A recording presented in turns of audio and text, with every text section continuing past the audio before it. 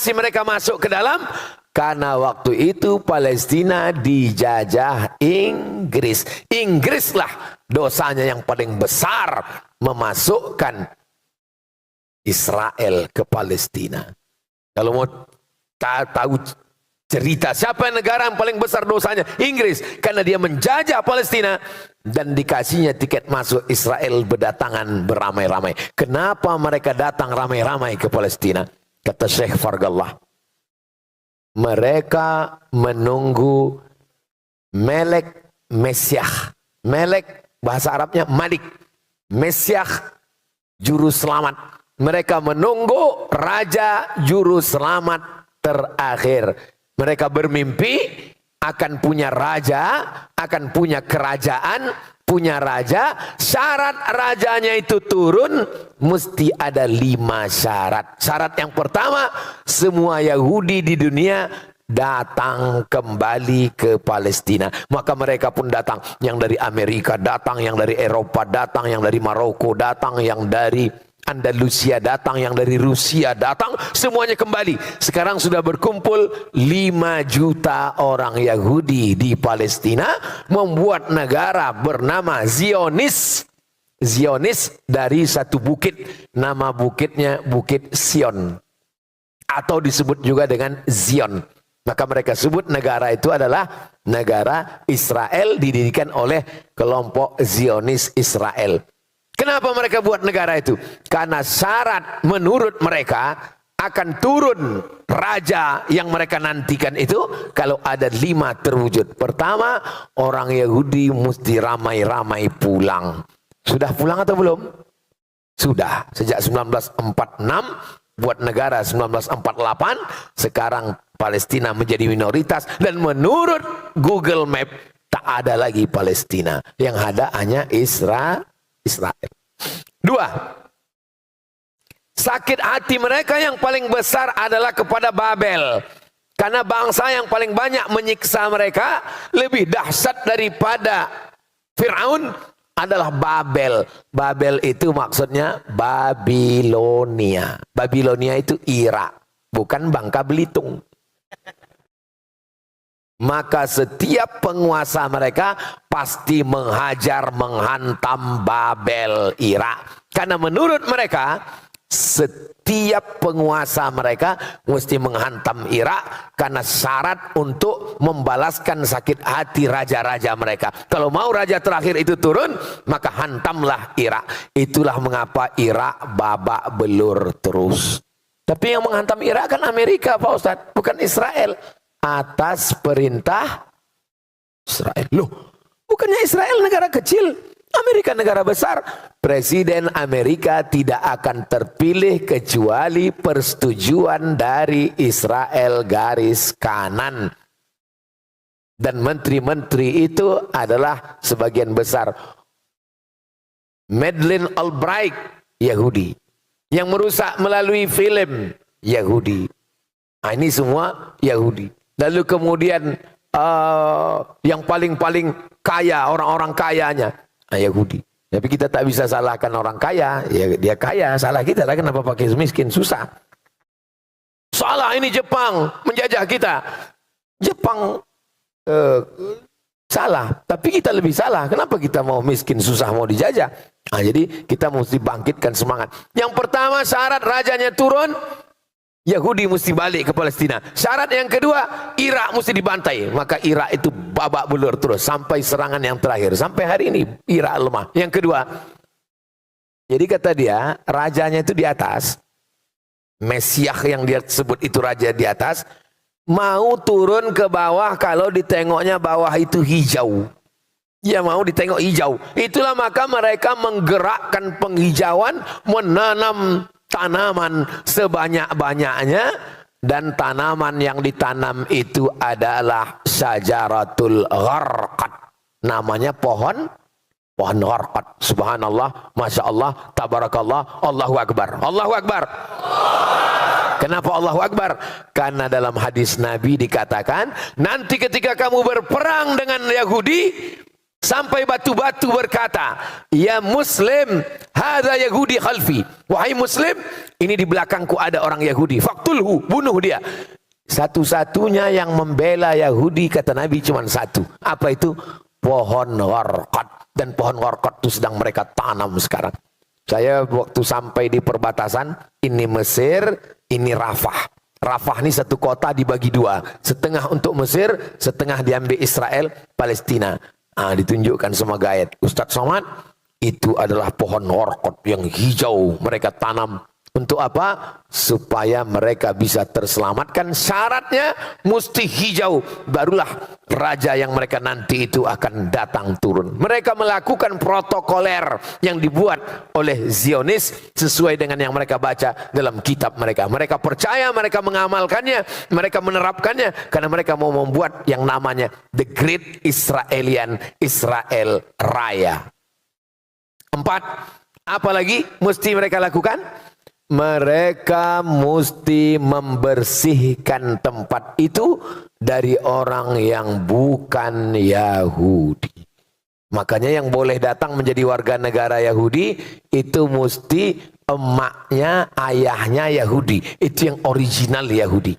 Andai ayahnya tidak Yahudi, paling tidak emaknya Yahudi. Karena mereka melihat nasab dari jalur emak. Ayahnya boleh tak Yahudi. Makanya dulu ketika datang Yahudi yang mengaku Yahudi dari Afrika tak diakui karena tengok hitam. Jadi yang sekarang jadi simpatisan Yahudi dari Asia, kalian jangan pernah mimpi jadi warga negara Yahudi kalau kalian pesek, Yahudi bongak, Yahudi bodoh. Tak akan diakui kalian. Karena mereka hanya mengakui Yahudi kalau darahnya darah Yahudi. Andai bapaknya tak Yahudi, emaknya mesti Yahudi. Andai emaknya Yahudi, baru diakui. Emaknya tak Yahudi, tidak diakui. Karena syaratnya mesti berdarah Yahudi. Beda sama Islam. Islam tak ada tengok darah. Islam siapapun dia, mau Melayu, mau Batak, mau Minang, mau Jawa, mau Eropa, mau Sunda, mau Bugis, mau Makassar, mau Banjar, selama dia bersyahadat asyhadu an la ilaha wa asyhadu anna Muhammadan Rasulullah. Jadi yang ikut-ikut agama Yahudi, yang tidak Yahudi, sadarlah kalian. Udah pesek, hitam, pendek, hidup. Ikut Yahudi pula. Yang kelima, apa syaratnya baru turun? Ini syarat yang terbesar. Mesti dibangun Temple of Solomon. Apa Temple of Solomon ini Pak Ustadz? Ini Masjidil Aqsa. Kata mereka di bawah Masjidil Aqsa ini ada kuil King Solomon. Maka Masjidil Aqsa ini mesti diratakan dengan tanah, dinaikkan kuil ini, dibangun ke atas untuk menyambut kedatangan. Gambarnya sudah mereka siapkan. Tulis aja di Google itu Temple of King Solomon. King Solomon Temple. Tak pula keluar. Habis paket, diambil Yahudi.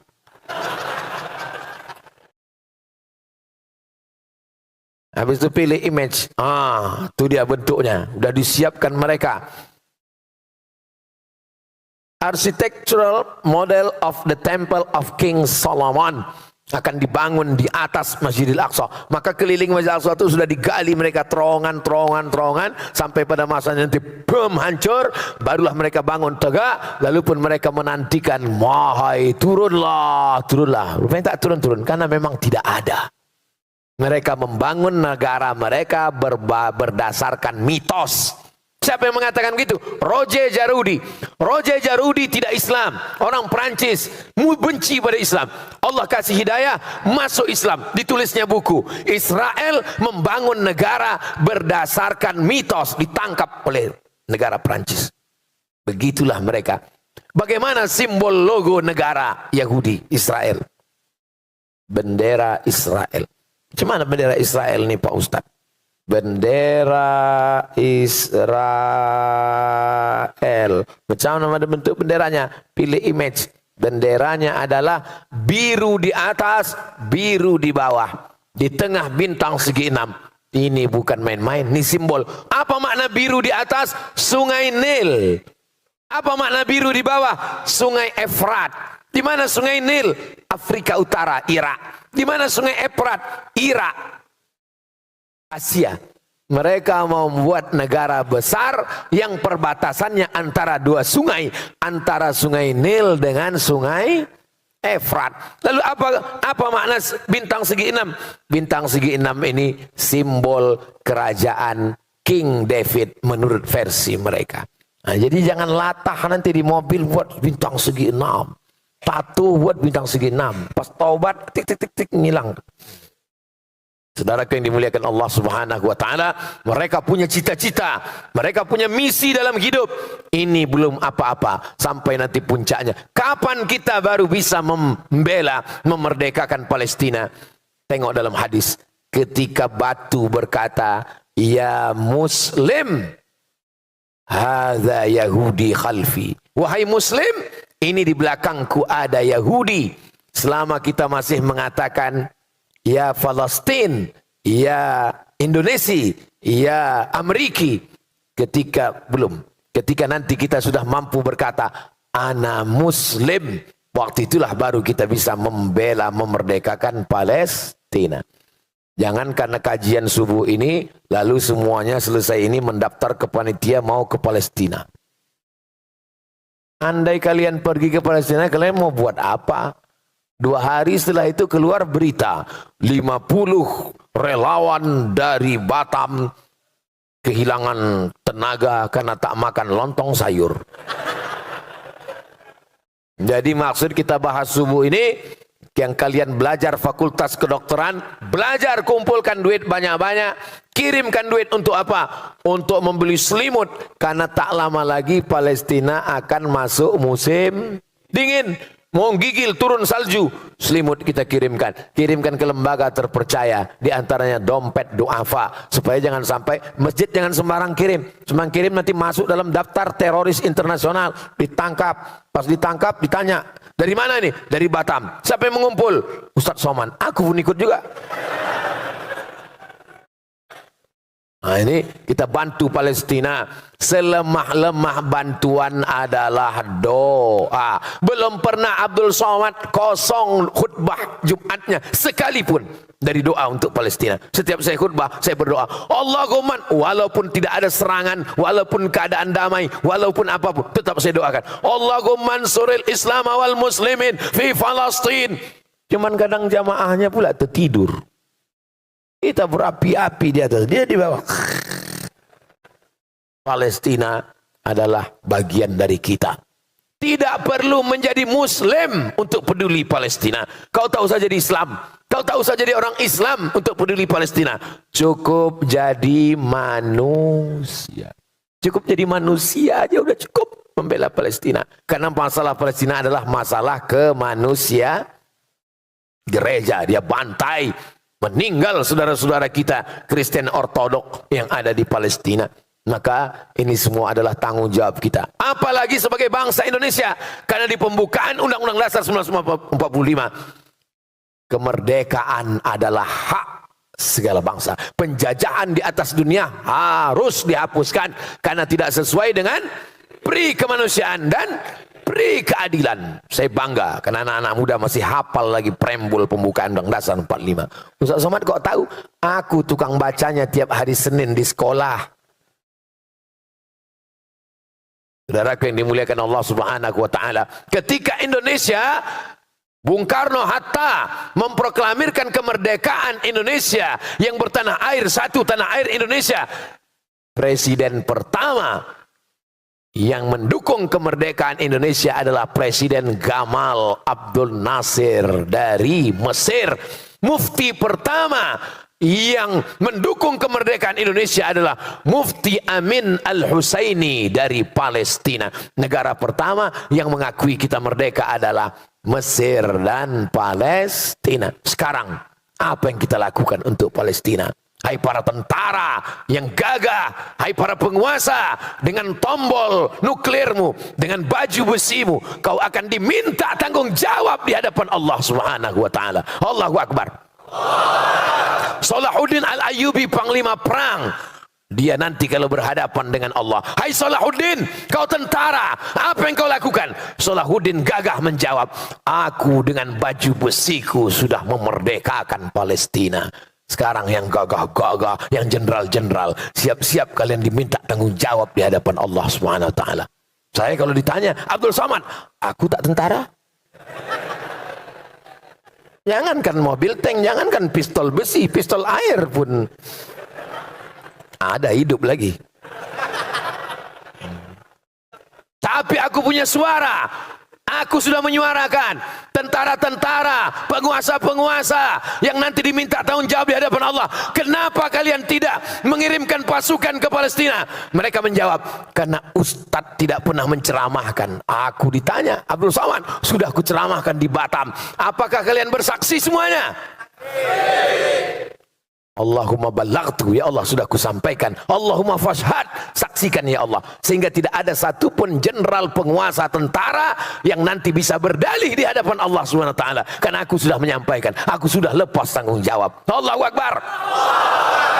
Ini Ustadz semangat nih karena Palestina atau karena lapar? Bercampur.